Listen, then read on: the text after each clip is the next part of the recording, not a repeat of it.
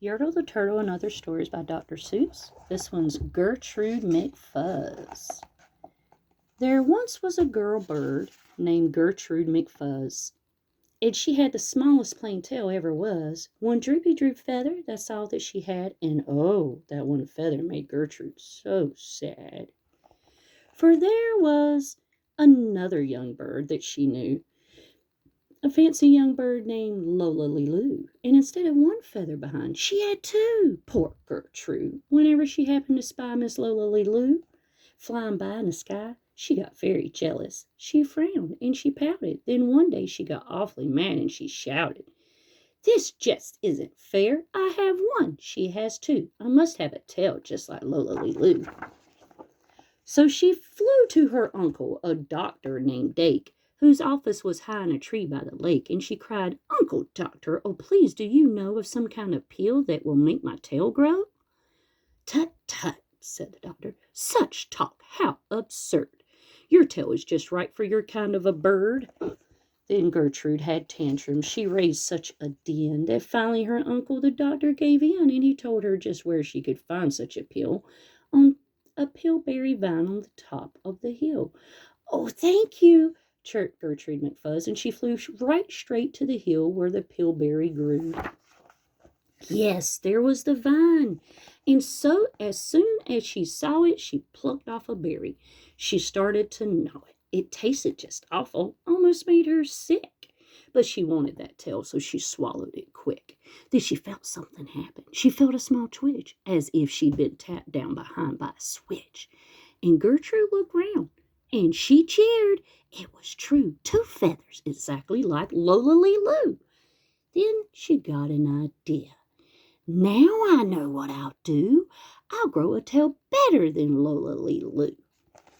These pills that grow feathers are working just fine." So she nibbled another one off of the vine. She felt a new twitch, and then Gertrude yelled, "Wee! Miss Lola has only just two, and I have three. When Lola Loo sees this beautiful stuff, she'll fall right down flat on her face sure enough. I'll show her who's pretty. I certainly will. Why, I'll make my tail even prettier still." She snatched at those berries that grew on that vine. She gobbled down 4, 5, 6, 7, 8, 9. And she didn't stop eating young Gertrude McFuzz till she'd eaten 3 dozen. That's all that there was. Then the feathers popped out with a zang, with a zing. They blossomed like flowers that bloom in the spring, all fit for a queen. What a sight to behold! They sparkled like diamonds and gumdrops and gold, like silk, like spaghetti, like satin, like lace. They burst out like rockets all over the place. They waved in the air and they swished in the breeze.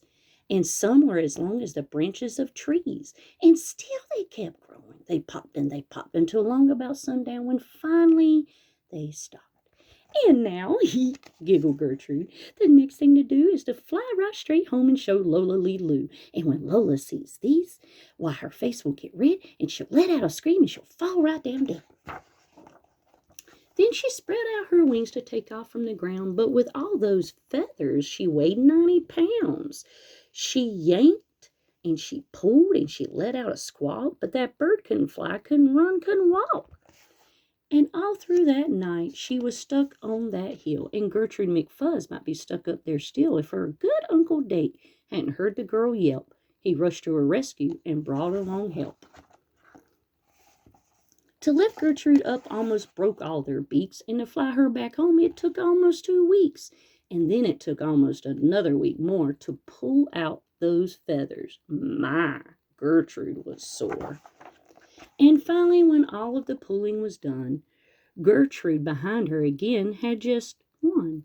That one little feather she had as a starter. But now that's enough, because now she is smarter. If you like what you heard, please click like and subscribe. Thanks for listening.